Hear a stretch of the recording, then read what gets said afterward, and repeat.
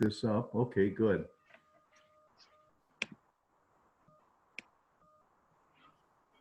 All right. I think people are joining. I am just going to keep an eye on, there we go. Okay, good. All right, welcome everyone. Hi, it's good to see you all here. My name is Mia. I am a member of the Robbinsdale for Racial Justice group. I am a resident in Ward 3 near Lee Park, and we're having our second conversation with Mr. Bill Blonigan, our Robbinsdale mayoral candidate. Thank you, Bill, for speaking with us again today. You're quite welcome. Yes, the intention of this meeting again is to continue our conversation about racial justice and equity issues as they pertain to our elected officials ahead of our general election on November 3rd. So the members of the Robbinsdale for Racial Justice group have come up with a few more questions, and we presented these questions to Mr. Blonigan a couple of days ago. So we're here to listen and become better informed voters. And for those of us who are white members of the community, we're here to be better allies to our neighbors who are Black, Indigenous, and people of color. We will allow space for follow-up questions from the audience at the end. White people will defer and listen to BIPOC members when they have something to say. So this meeting is recorded and will be posted with our previous candidate conversations. If you'd like to view our first conversation with Bill, you can search R4RJ, that's R number 4 RJ, on YouTube. And we will keep audience microphones off for the time being, but you're more than welcome to keep your camera on. It's nice to connect with faces these days. So yes, we'll keep our meeting to 45 minutes. So we will invite Bill to give us an introduction, and then I'll jump into our questions. And if there's time at the end, we can open it up to follow-up questions from the group. So we'll wrap up just before 6:45, and Bill can tell us how to get in touch if there are further questions. Okay, so Bill, thank you so much for being here again. Would you please give us a brief introduction of yourself?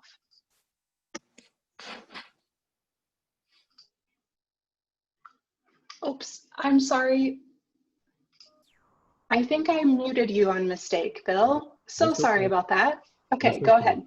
A lot of people would like to mute me once in a while. That's okay. Sorry. So about how many people are here, would you say? 1, 2, 3, 4, 5, 6, 7, 8, 9, 10, 11, about that? Yep. And so I commonly speak to people at the doorway, and often it's 10 minutes if the people are interested in what I have to say when I'm going around and knocking. So 45 minutes divided by 11 people, that's, you know, about 4 minutes a person. So that's not so much really. I was here before, and I'll try not to introduce and be too repetitive, but you know that I am on the council for 40 years, and there's been a lot of accomplishments that I think I have a good part of, and it's always with a team. It's rarely just something that I do alone, and our downtown consists of several small businesses. It looks good, it's walkable, and I think it's friendly to everybody. I like to say it's a authentic human scale downtown, and that's what we have. Now, on my literature, which has definitely been at your door many times, I do indicate that the reasons I ran for mayor, after spending so much time only having one vote and not caring because the mayor only has one vote also, is because we need to push the environment harder, and I've been a long champion of that.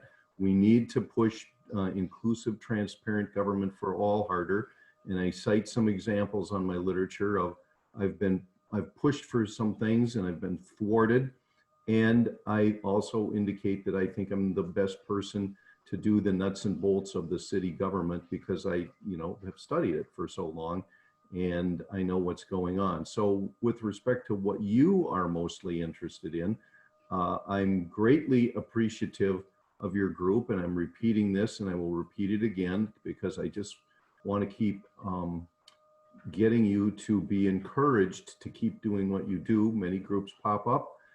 not through social media, obviously, for the whole 40 years. They pop up and then they go away. And you seem to have an attitude that you will stay there and you will keep doing what you are doing. You seem to have an attitude that if you are in this group, you need to do something. You can't just be a watcher. So I'm encouraged by that. And I really want to just keep giving you kudos and telling you to keep doing what you're doing and don't get tired. The downtown, all those beautiful small businesses, new businesses that the EDA and the HRA helped with, the streetscape, all of that occurred one step at a time. Like, oh my gosh, what a great thing. We got a new building here, the one that Marna's is in at some particular time period through the Economic Development Authority. That's one step at a time. And to me, that's analogous to what you people are doing, because your successes will be one step at a time. So keep doing that. I don't know that I need any more introduction, because I've introduced myself before and I've been out campaigning and you know who I am, I guess. That's great. Yes. Thank you. Yeah. And thank you for the encouragement too. We appreciate that. Okay, so as I mentioned earlier, we have questions around 6 topics that this group has submitted and organized in advance. By the way, these same questions will be asked in the same order to other candidates who meet with our group. And we have a little more time per question this time around, so feel free to elaborate, Bill, as you like. And I'll kindly ask you to wrap up if any answers go beyond around 5 minutes. And we will hold off on follow-up questions until the end, okay? Right, good. All right.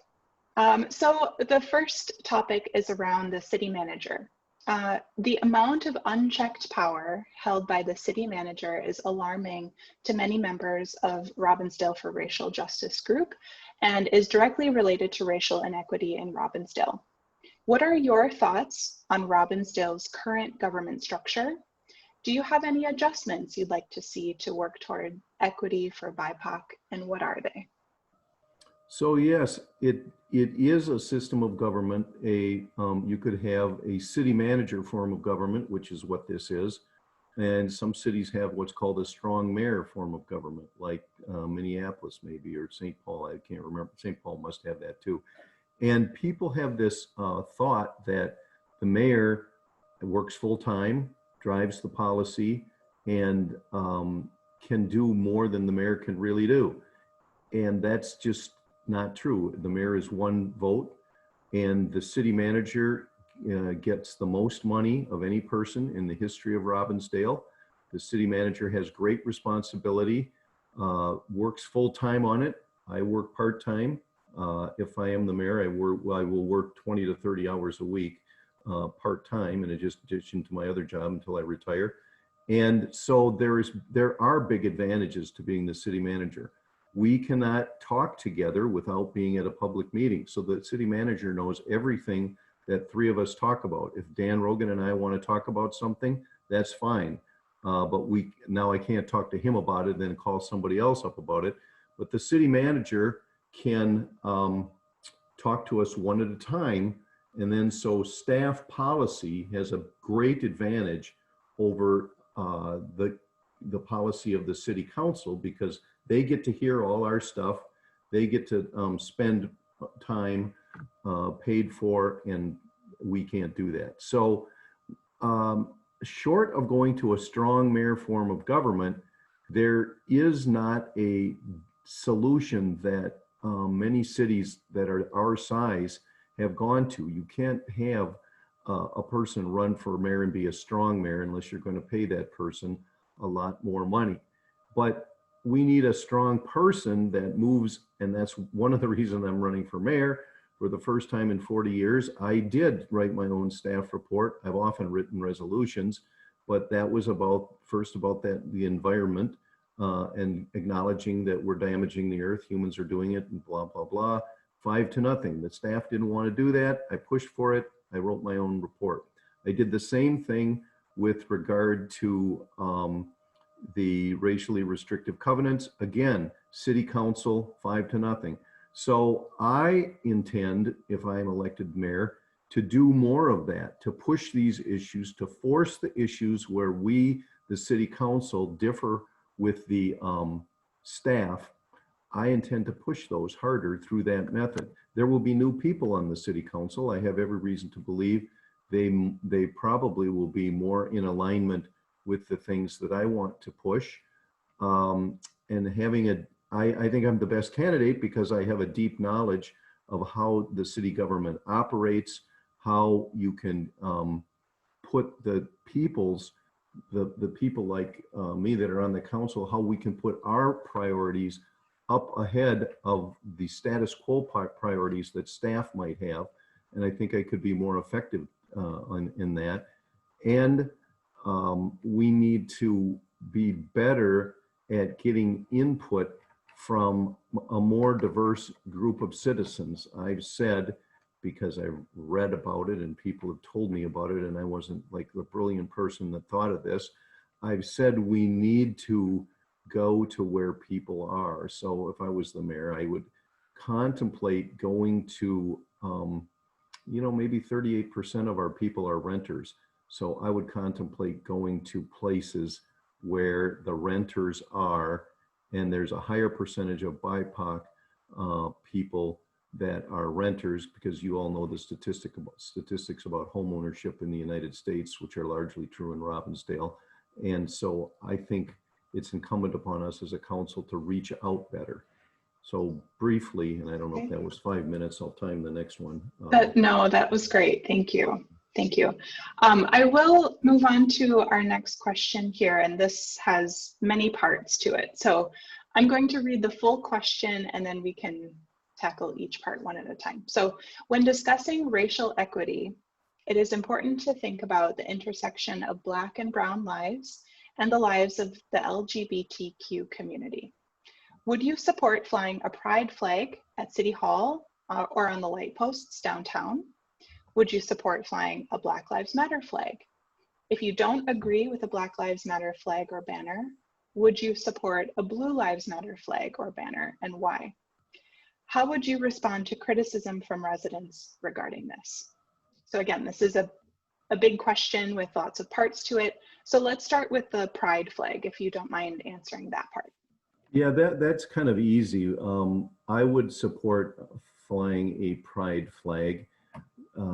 People in the community need to be made aware of the fact that people should be proud of that. There should be no misgivings about that. People are coming out more lately in the last 10 years or whatever. And I think the fact that it's normalized that gay people or people of LGBTQ are living next door to them and they're normal people, provides some safety, normalization, and acceptance.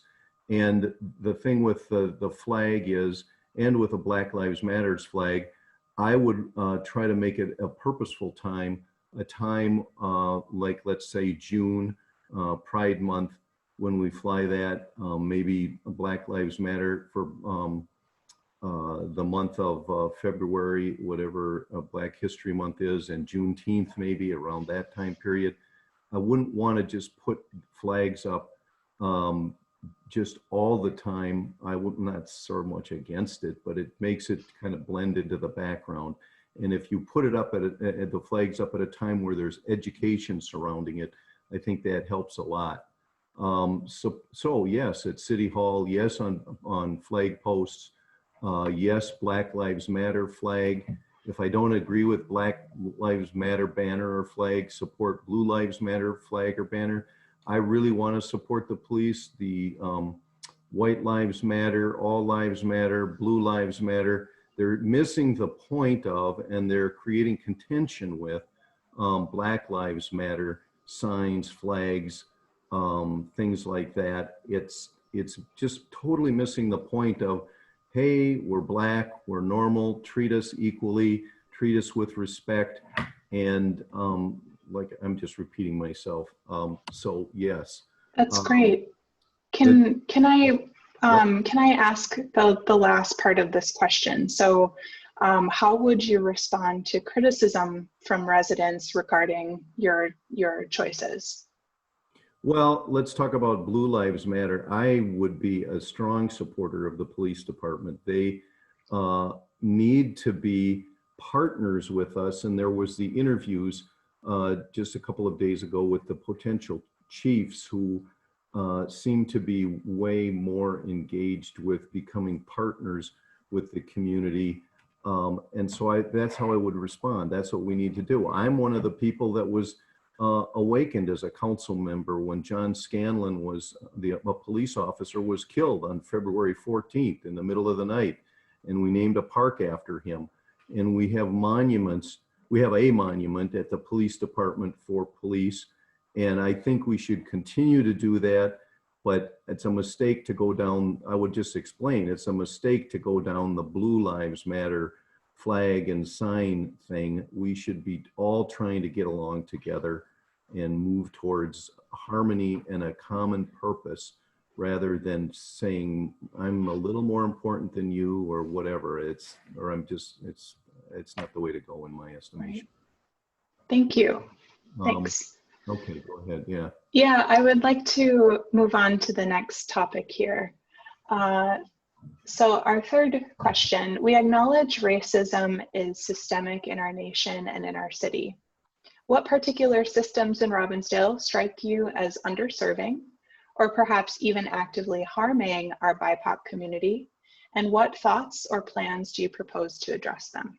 Well, this one's probably the longest answer of all of the questions. It's really got a lot of meat to it. We've talked in the past about racially restrictive covenants and what I've done with regard to that. And so I guess I shouldn't repeat that, but that is a great opportunity to have a no-fault education of people that are whites that can say, yeah, I didn't do that, but I can see how that would really restrict me in the event that this happened to me.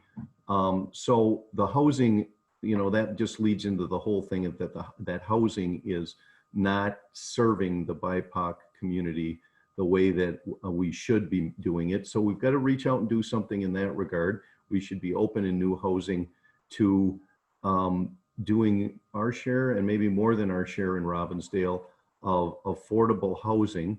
We have the argument that we are 92% or something like that affordable already. So why isn't Eden Prairie and Edina doing more? And that's very true. That doesn't mean we don't have a moral obligation to do our part. The police department budget, 54% of our city budget, and we need more data. So there's the intersection of data and please be patient. And I don't like please be patient anymore. We clearly need to have data more available and more transparent on what's going on with regard to discrimination against or stopping of or treatment of people disparately because of their race. And so I don't have enough data. I think we're going to get data. Both police chief candidates have indicated that we need to be more transparent. And once we have that information, we can work as a community, design specific training to inform our police officers and the rest of our city staff. So we can reimagine the police office or the police department. I'm strongly in favor of getting social workers because I've read studies that say that social workers can be just as effective and more effective for the dollar on many aspects of what the police do, such as mental illness and CD issues, chemical dependency issues. So there's a lot of our police calls that have nothing to do with that. I've listened to people and read about recently, why is it that everything has to be a crime? If there's somebody sleeping in a park, there's an issue there, but putting the person in jail is not a good solution necessarily. I suppose at some point in time, after 80 times of being cited, or maybe 6 times, I don't know, and of causing some criminal problems, yes, jail, but somebody sleeping in a park tells me probably that person's homeless. Probably that person might have a mental health issue or a chemical dependency issue. Let's get them the help that they need and get them out of the criminal system. You know, we can have activities and classes in our park and rec department that are more sensitive to, I love athletics, but we have to do other things too. Maybe cooking, things that that I don't know about that somebody could inform me. These are more culturally diverse things that we're ignoring in our park and rec department. We have to be willing to do that. We've got another list here. So things like that. I don't know how long I've talked on that. I should read the question again. Well, that's great. I think you covered that really well. And let me say one more thing. Another system that, very quickly, another system that works against you if you're BIPOC is Eurocentrist ideas about coming to the council, speaking to the council, 2 minutes, 5 minutes, stand here, look at me in front of a crowd, probably wear your best stuff. You know, people communicate in other ways, and we've got to get to them and find out what their communities have to offer as far as input into our city. Sorry, that was just another brief thing I forgot to mention. no, that's great. I hadn't considered that. Thank you. All right, next question. What are the community, governmental, and logistical obstacles that you anticipate having when working towards racial equity? Well, again, I guess I could talk about what I just talked about, which is the Eurocentric method that we have of communicating and of making decisions, so I won't repeat that.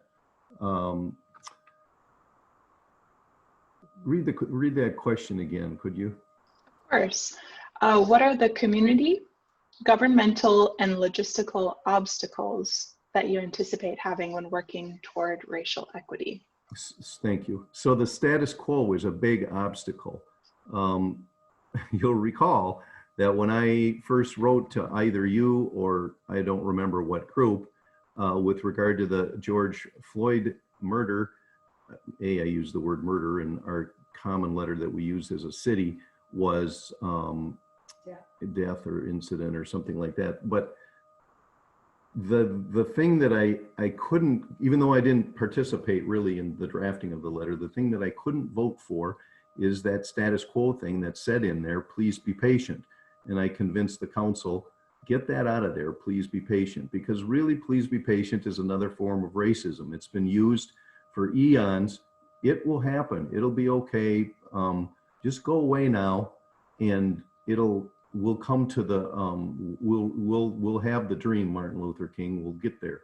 Well, if I'm alive today and it's going to happen in 40 years, that's not good enough. So that's a big problem.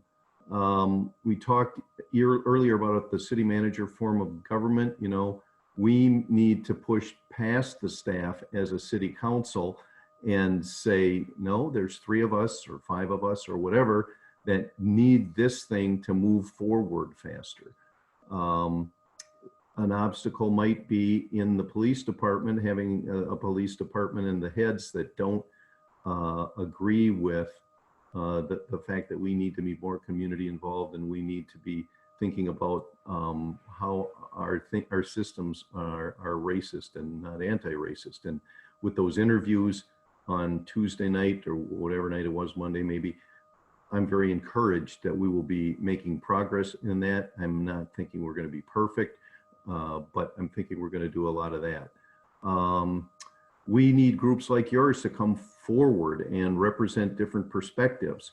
And it would be great if we had even more input from the BIPOC community, because I think, although I haven't been collecting data, but I think that, well, I know really that their opinions are underrepresented at the city council. And again, you've got to find people where they are, and you've got to be more willing to find methods of them to communicate with you that go with what they say. something, there's something that we're not doing right because of the fact that we're not getting enough input, and you guys are a good start to getting some of that input. So those are the kind of things that we have to worry about. Thank you. Okay, next question is about minority-owned businesses. So what is your vision or plan for the city to do more to support minority-owned businesses? And how would you, oh, I'm sorry, I'll finish the full question. How would you as mayor recruit, encourage, and provide support for Black business owners looking to open in or relocate to Robbinsdale? So every mayor that I've served with, 4 of them probably, has their strengths, and one of Regan Murphy's best strengths is to go out and promote and recruit Robbinsdale. One of the things he was reminding me of is the Urban Land Institute, and he went out and did a lot of things with them. They are a group that talks about development in suburbs and in urban areas. Well, there are organizations that talk about minority businesses more, and I have to find out what they are and become involved in them. We're not as bad as you might think. In looking at this question a couple days ago, right off the top of my head, I thought of 10 minority-owned businesses. There's McDonald's, Dairy Queen, the 4 convenience stores. There's Marna's, there's Lions Gym, and the Thai restaurant, and that might be, there's the Asian grocery store, that's 10 or 11. So we're not as bad as you think, and part of that's because we're not a big box community.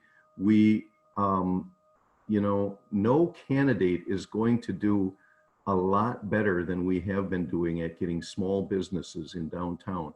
Downtown is full.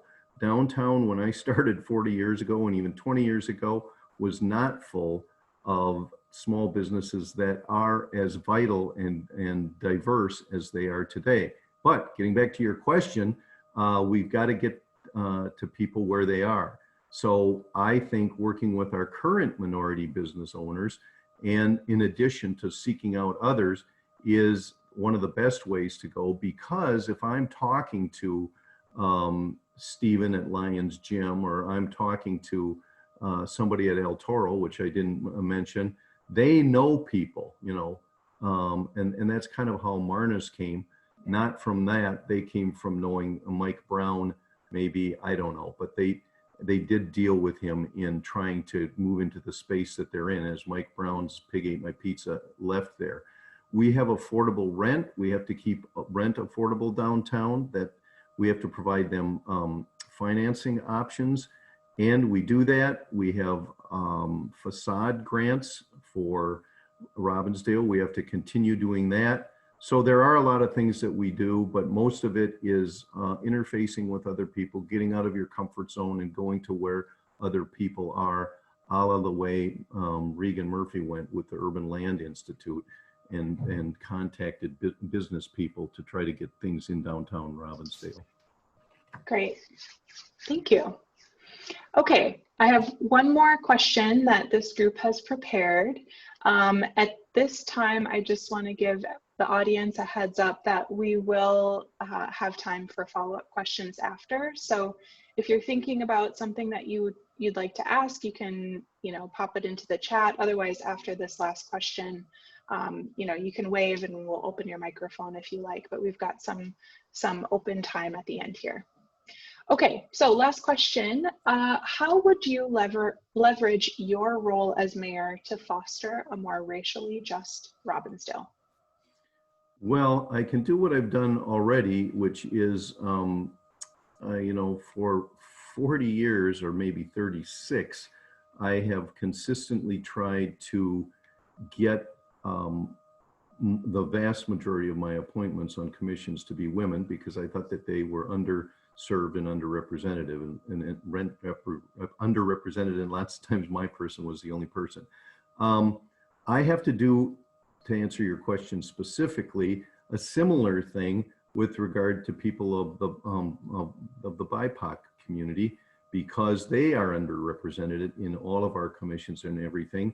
If I get more people, a deep bench deep minor league or a deep input, however you want to put it, on commissions and giving input to the council, eventually those people will say, well, I'm just as smart as that guy. I can run for mayor, or I can run for council, and I can be there too. So we need to do that.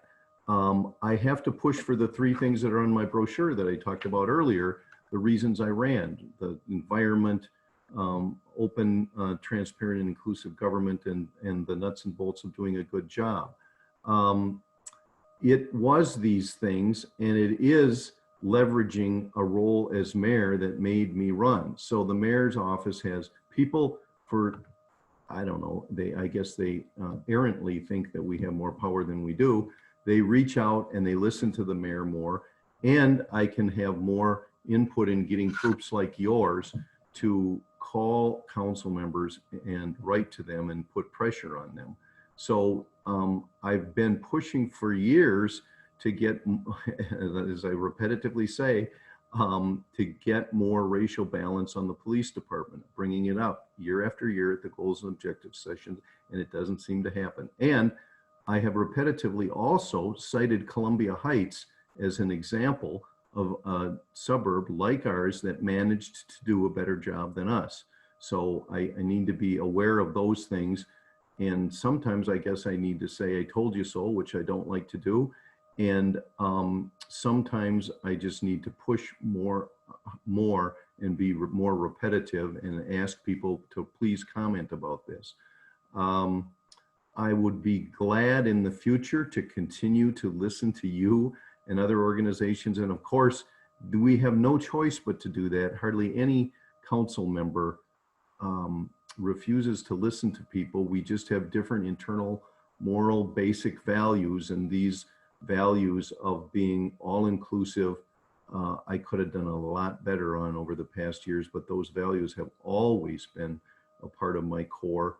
And I'm going to just listen to all the people and be a voice for all the people. And when you know, whether they voted for me or not, but then it comes to a point where, like, for example, one area where I disagree with Wally, my opponent, was there comes to a point when I saw that 82% of the people wanted high V, and only, I don't know how many people, it couldn't have been 18%, the remainder, all of them, because some would be undecided, wanted to have the Terrace Theater. It comes to a point when you have to make a decision, and part of the decision should be, how does it affect people of color, Black and Indigenous people? And with high V, it was my judgment, and I think it was true, that with the hundreds of jobs there would be a higher percentage of Black, Indigenous, people of color that had jobs at high V than if it stayed the way it was, and it's turned out true. So sometimes you just have to make a decision, and you can't go with all the people, and I'm willing to do that too. Great, thank you so much. So now we've covered all of the questions that this group has prepared for you, Bill. And so we have some time for some audience follow-up questions from what we've heard so far. So Jan, I see you've typed a question. Anyone else, you can start thinking, typing your questions. You can like open your camera, raise your hand, wave at me, whatever you like. Let's see here. So Jan asks, my understanding is that Robbinsdale is a home rule charter city. Are we under the weak mayor council plan or the council manager plan? We are a city manager plan more than we are a weak mayor council plan. But I'm, you know, it kind of doesn't matter what you call it. It's how does it work? And the way it works is that we can bring anything, but the only person we hire is the city manager. The only person we fire is the city manager. She commonly gets us our, this is a longer answer than you wanted. She commonly gets us advice and consent with regard to department heads, like she would with the police chief, sometimes more than others. But basically, the city manager runs everything. She's like the queen, and we get to be the barons and earls and duchesses and whatever that have a vote, but we can't throw them out. Yeah, Jan. And then my understanding would be that what really determines how all of this works would be the charter. Yes, and if we want to change the system dramatically, we should change the charter. But you know, a lot of people have discovered that, oh my gosh, the city council isn't as in control as we would think they would be. The charter can work. The city manager form of government can work. Look at Golden Valley. They are more progressive and aggressive in these kinds of human rights than we are. It can work. You have to get the right people on the city council that will push. Okay, thanks.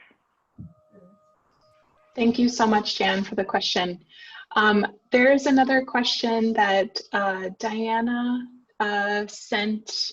Oh, Diana, you sent it to me privately, but it's clearly a question for Bill, so I will read it here. Diana asks, would you consider looking into building relationships with our North Minneapolis community neighbors, residents, and businesses to build stronger connections and for us to show our support of our neighbors? I have considered that already. I've talked with about that with the Golden Valley City Attorney as to why it is that we have these relationships with Crystal, Robbinsdale, New Hope, Golden Valley, and not with North Minneapolis. Not so much with Brooklyn Center either.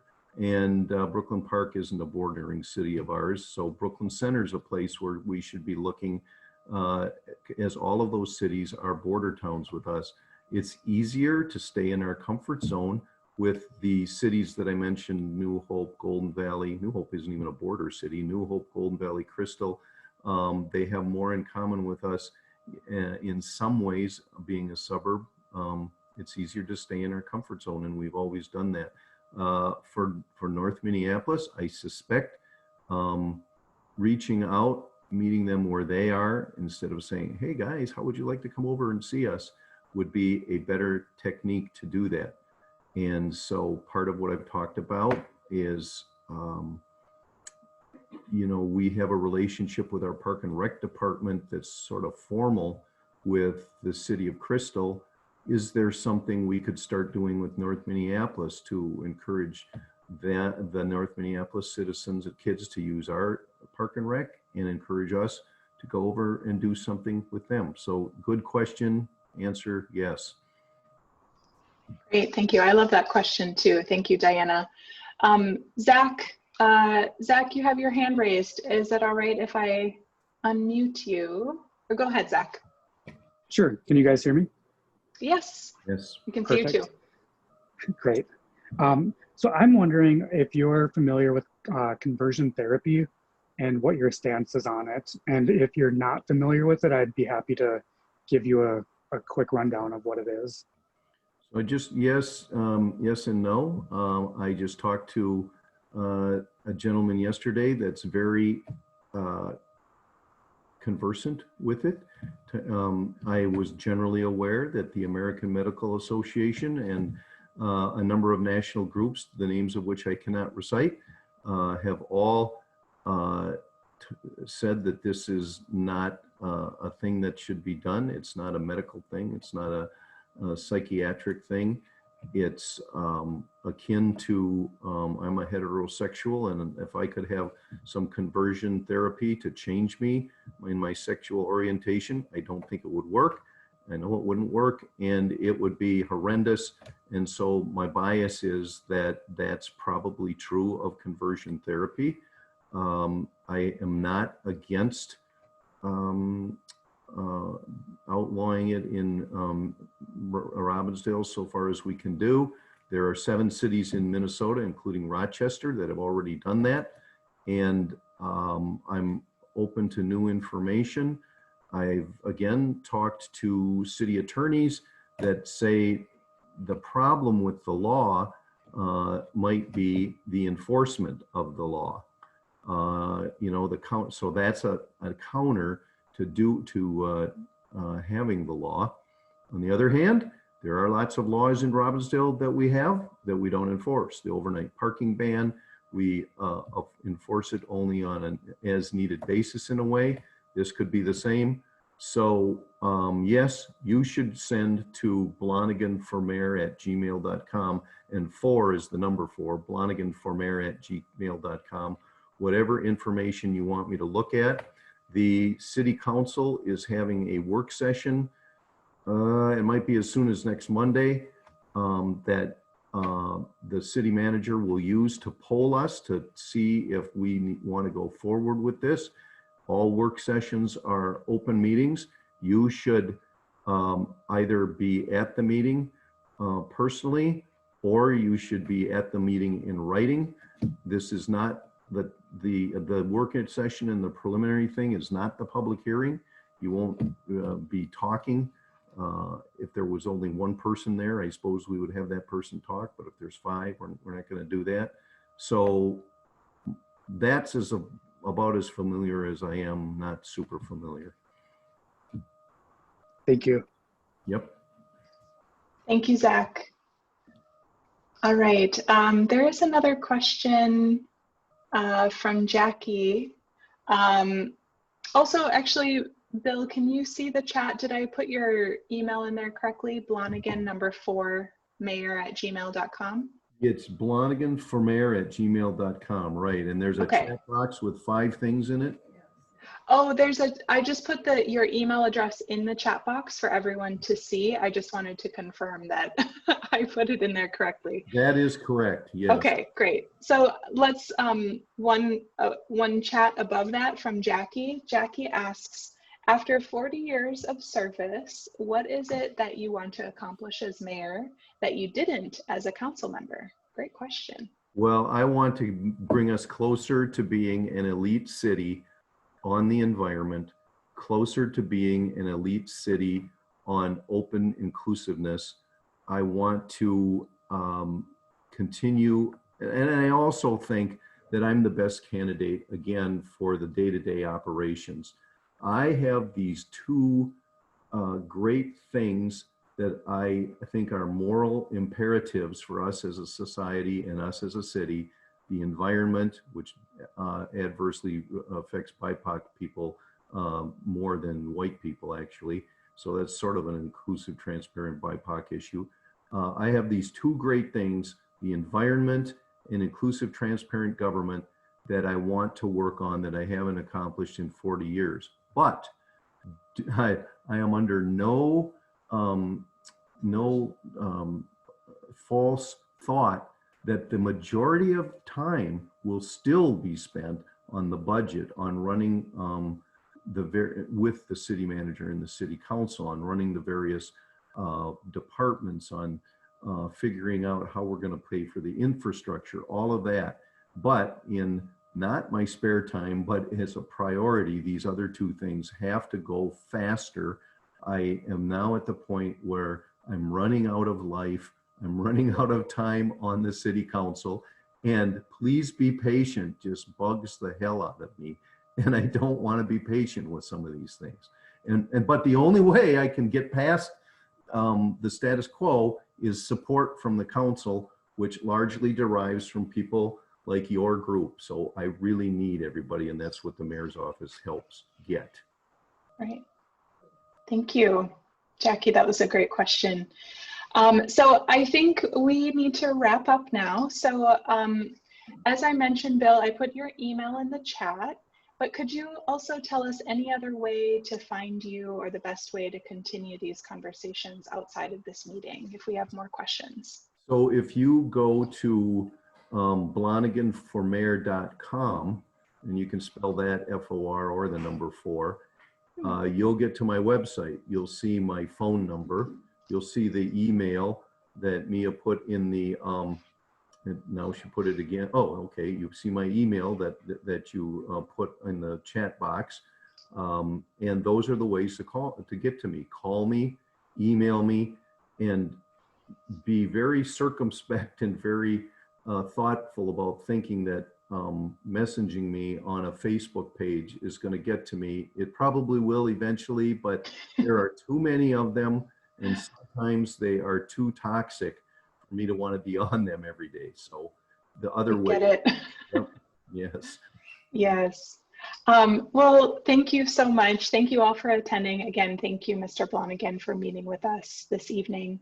I would really like to thank the Robbinsdale for Racial Justice team for supporting this project through scheduling and formulating these questions. So I think everyone in this group is on top of it when it comes to voting.